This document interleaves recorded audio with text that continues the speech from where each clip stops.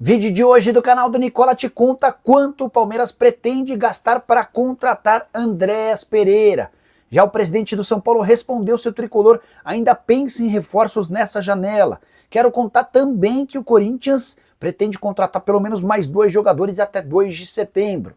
Para completar, o Botafogo, à beira da falência, pode ser o primeiro grande clube do Brasil que vira SAF e tem enormes dificuldades, correndo risco até de fechar suas portas. Já o Santos quer um meio-campista, um meio-atacante do Flamengo. Falo sobre o rubro-negro, que recusou 3 ofertas diferentes por um dos seus atacantes. Para completar, Luizão, ex-zagueiro do São Paulo, negocia com 2 clubes brasileiros. Tem as últimas do mercado, bastidores, finanças e um jogador brasileiro que se destacou na Copa do Mundo de Clubes, oferecido para o Cruzeiro.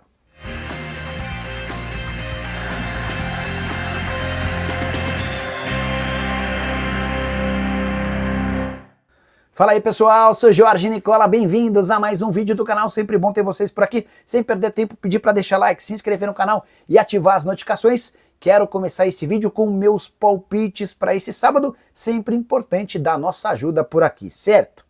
Estou imaginando a vitória do Barcelona contra o Levante, Campeonato Espanhol, jogo em que o Barcelona é visitante. Tenho quase que toda a convicção de que o Benfica vence o Tondela, jogo do Campeonato Português, com o Benfica como mandante. Para completar, Campeonato Brasileiro com Cruzeiro Internacional. Estou indo de vitória do Cruzeiro ou empate contra o Colorado. Partida no Mineirão, o Inter todo cansado, desfalcado, prejudicado depois da eliminação contra o Flamengo na Libertadores da América. Se esses 3 resultados que eu estou imaginando acontecerem, meus R$100 se transformam em R$179 e estou deixando esse bilhete pronto para você. Para pegar esse bilhete é super simples, tem link no comentário fixo, você clica, faz seu cadastro na mais antiga parceira do canal do Nicola e automaticamente o bilhete pronto com esses jogos já aparece para você fazer sua fezinha. Combinado? Agora sim, bora começar nosso vídeo com aquele tradicional giro de notícias. Bora direto para falar sobre um brasileiro que se destacou durante a Copa do Mundo de Clubes e foi oferecido ao Cruzeiro. Eu me refiro a Lucas Ribeiro, ponta de 26 anos de idade, camisa 10 do Mamelodi Sundowns, equipe da África do Sul que chamou a atenção no grupo do Dortmund e do Fluminense.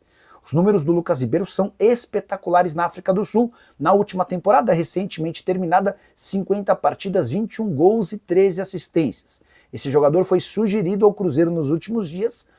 O nome agradou. O grande problema é que ele não está totalmente livre. Lucas Ribeiro procurou a FIFA requisitando a rescisão do seu contrato de forma unilateral com o Mamelodi Sundowns. A justificativa é de que o time sul-africano estaria o impedindo de sair diante de propostas bem mais vantajosas. Inclusive o Lucas aponta um caso específico em que já houve uma jurisprudência para a liberação de atleta em outra oportunidade. Hoje, o mais plausível é que o Cruzeiro pense num outro jogador para a ponta, para auxiliar e para chegar ao lado do Luiz Sinisterra, esse você sabe, atacante colombiano de 26 anos de idade, contratado junto ao Bournemouth, empréstimo de uma temporada. Além desse ponta esquerda, ele é ponta esquerda e joga com o pé direito, a ideia do Cruzeiro era contratar um ponta direita. O Lucas poderia ser essa alternativa, mas hoje parece que o Caio César, atacante brasileiro que pertence ao Al Hilal, tem negociações mais avançadas. O Caio já aceitou a proposta do Cruzeiro, falta um acordo entre a Raposa e o Al Hilal, que é dono dos seus direitos econômicos. Só para completar sobre o Lucas Ribeiro, talvez você não o conheça, jogador que sai muito cedo do Brasil, joga no futebol francês, no futebol belga, até chegar ao Mamelodi Sundowns em 2023. Hora de falar sobre o zagueiro Luizão, 23 anos de idade, revelado no São Paulo e que se mandou para o West Ham da Inglaterra. Ele acabou não renovando o contrato com o tricolor e se acertou com um clube inglês. Na oportunidade, o São Paulo ficou com 15% do valor de uma venda futura, mas o São Paulo deixou de ter qualquer percentual, porque ao longo dessa semana o Luizão e o West Ham assinaram de maneira amigável a rescisão do contrato. E é isso que faz o Luizão estar na mira de vários clubes brasileiros. Antes de gravar esse vídeo, conversei com o empresário dele, que me contou que todas as ligações que ele não recebeu durante os últimos 2 anos se transformaram numa enxurrada de telefonemas em 2 dias. Desde que ele rescindiu o contrato, vários clubes do Brasil e do exterior o procuraram. São 2 ofertas oficiais do Brasil e uma oferta oficial de Portugal. Nenhuma das 2 propostas brasileiras causou empolgação. A ideia do Luizão é fechar com um clube grande e que ele tenha protagonismo, que ele tenha oportunidade de jogar. Vale a lembrança de que durante esse período de empréstimo, ou melhor, durante esse período em que ele esteve no West Ham, ele foi procurado para empréstimos do Palmeiras, do Corinthians e do Vitória. O West Ham se recusou a emprestá-lo porque entendia que só valeria a pena negociar o Luizão se fosse em definitivo. Atleta que hoje tem 23 anos de idade, evoluiu bastante do ponto de vista físico e também tático, atuando no futebol inglês. Acho que pode ser uma bela alternativa de mercado, especialmente por não ter custo para aquisição dos direitos econômicos. Hora de falar sobre o Flamengo, informação exclusiva. O atacante Juninho, 28 anos de idade, foi alvo recente de 3 propostas da Arábia Saudita. Os times interessados tentaram convencer José Boto a fazer negócio por empréstimo. O Flamengo descartou os 3 negócios e deixou bem claro que só topa negociar o Juninho em definitivo. E aí uma consideração importante, atleta contratado do Karabag no início dessa temporada por 5 milhões de euros, a ideia do Fla é recuperar todo o investimento. 27 jogos e 3 gols desde que foi contratado pelo Rubro Negro, perdeu bastante espaço e nem foi relacionado para as 3 partidas contra o Internacional, a última aparição do Juninho com a camisa do Flamengo no dia 3 de agosto, quando ele atuou por 14 minutos diante do Ceará.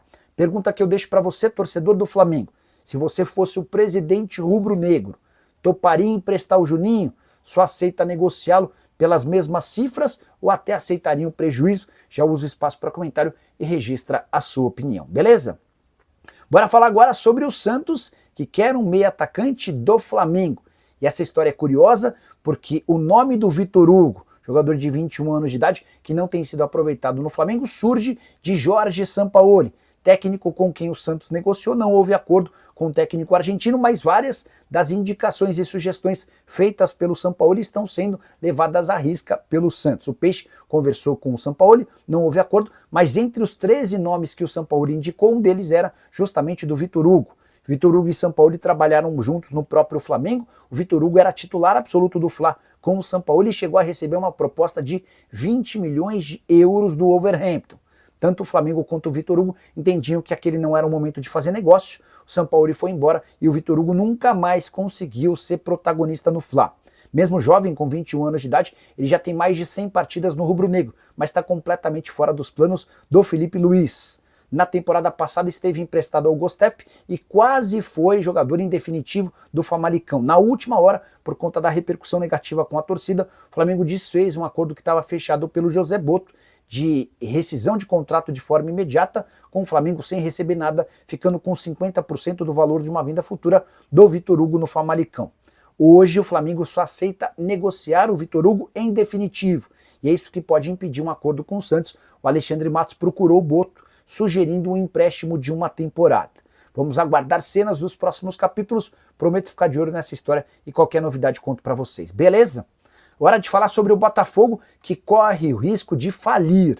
Vale a lembrança de que clubes brasileiros, que são associações, são clubes sem fins lucrativos e por conta disso dificilmente podem ir à falência, mas as SAFs, as Sociedades Anônimas do Futebol, vivem uma realidade completamente diferente. E o Botafogo, que virou uma SAF, está à beira da falência. Se você duvida, dá uma olhada nesses números. Uma empresa contratada pela SAF para analisar a situação financeira do clube fez um relatório assustador, apontando que o Botafogo precisa de 970 milhões de reais para pagar contratações de atletas feitas recentemente por John Textor. Desses 970 milhões, 626 milhões de reais precisam ser pagos num curto prazo de 1 ano, até 1 ano. 626 milhões de reais. Aí você, torcedor do Botafogo, deve pensar, Nicola, mas o Botafogo tem 1 bilhão e 200 milhões de reais a receber, certo? Verdade. Só que desse 1,2 bilhão, quase 1 bilhão são da própria Eagle. O grupo que comprou a SAF do Botafogo seria responsável pelo aporte de quase 1 bilhão. E a Eagle não reconhece a dívida. Então, existe um sério risco de o Botafogo só receber, nos próximos meses e anos, 200 milhões de reais pela venda de atletas, sem esse quase 1 bilhão que viria da Eagle. E aí, o prejuízo fica gigantesco. Você tem 970 milhões de reais somente com compras a pagar de jogadores e tem apenas 200 milhões de reais a receber. Você tem um déficit você tem um prejuízo, um buraco, um rombo de 770 milhões de reais para um clube cujas dívidas hoje já giram na casa dos 2 bilhões de reais e que na temporada passada, mesmo sendo campeão brasileiro e da Libertadores, fechou com um prejuízo de 300 milhões de reais. Em meio a todo esse caos, John Textor e Grupo Eagle brigam e não conseguem chegar a um acordo. O Botafogo, nesse momento, está muito perdido. O pessoal da associação super preocupado e conversando com possíveis novos compradores. Só para completar esse relatório, feito a pedido do pessoal da SAF, chegou a afirmar o seguinte: o Botafogo, a curto prazo, representa risco à continuação das operações do clube. Durma-se com um barulho desse. Hora de falar sobre o São Paulo. Conversei com o presidente Júlio Casares para perguntar se o tricolor ainda busca contratações até o dia 2 de setembro. Vale a lembrança de que nessa janela de transferências, mesmo sem dinheiro, o São Paulo conseguiu a chegada de Gonzalo Tapia, atacante chileno que pertence ao River Plate, do zagueiro Rafael Tolói e do lateral direito Mailton. Na teoria, São Paulo inicia a janela buscando 4 jogadores. Restaria um meio atacante ou então mais um ponta. Perguntei aí, Júlio, dá para imaginar que o São Paulo ainda possa trazer alguém? A resposta do presidente, abre aspas, o São Paulo nunca está com um elenco fechado. Eventualmente pode surgir uma boa oportunidade de mercado, como foi quando aconteceu de a gente trazer Marcos Antônio e Juan Tressoldi. Mas a gente age em sintonia com as condições financeiras do clube. Precisamos conter os gastos e o Crespo tem olhado com atenção para as categorias de base. Qual o meu sentimento a partir dessa declaração do Júlio Casares? Só vai chegar um jogador se for algo muito especial e extremamente barato. São Paulo passa por uma enorme dificuldade financeira. O departamento de futebol registrou um gasto de 43 milhões de reais a mais no primeiro semestre em relação ao que estava orçado. Até por isso, contratações só extremamente baratas e de jogadores que pudessem chegar para fazer a diferença. E aí fica difícil você achar um jogador barato e que chegue para fazer a diferença. Só para lembrar que apesar de algumas baixas importantes, o São Paulo entende que já há reposições. O Lucas Ferreira foi vendido para o Shakhtar Donetsk e seu lugar tem sido ocupado pelo Henrique Carmo, bom jogador. Já o Matheus Alves, negociado com o CSKA, tem sido substituído pelo Rodriguinho, que cresceu bastante de produção com a chegada de Hernan Crespo.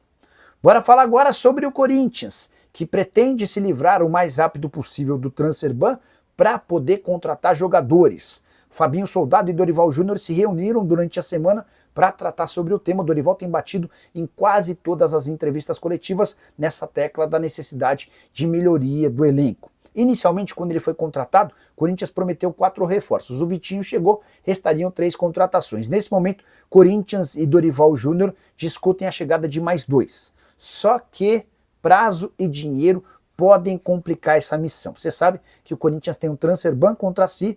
Durante a semana que passou, o Corinthians tinha a expectativa de chegar a um acordo com o Santos Laguna para a quitação de parte dos 33 milhões de reais e em troca dessa parte, o Santos Laguna tiraria o transfer ban, que permitiria ao Corinthians voltar a contratar atletas. Santos Laguna parece bastante irredutível na ideia de receber esses 33 milhões de reais à vista e até agora não houve acordo entre os clubes. Diante desse cenário, o Corinthians corre contra o tempo para resolver essa pendência e para poder registrar novos atletas. A janela de transferências por aqui se encerra em 2 de setembro, ou seja, restam apenas 10 dias. Fabinho Soldado tem trabalhado nos bastidores na busca por reforços. Mais um ponta, um zagueiro e um lateral são as prioridades e é em cima dessas posições e de jogadores jovens que o Corinthians tenta chegar a um acordo.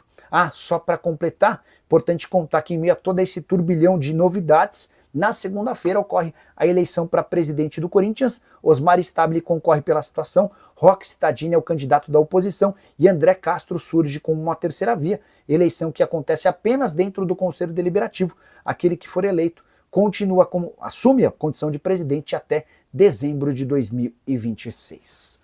Bora fechar o vídeo para falar sobre o Palmeiras, que definiu o valor que quer gastar para comprar Andrés Pereira. Cheguei a contar para vocês nessa sexta-feira que uma pessoa ligada ao Andrés Pereira cravou que as negociações já existem e que a chance de acontecer é real. Pois bem, Palmeiras topa pagar ao Fulham 15 milhões de euros, que equivalem hoje a 94 milhões de reais. A ideia é fazer do Andréas Pereira o substituto do Richard Rios, vendido para o Benfica por 30 milhões de euros.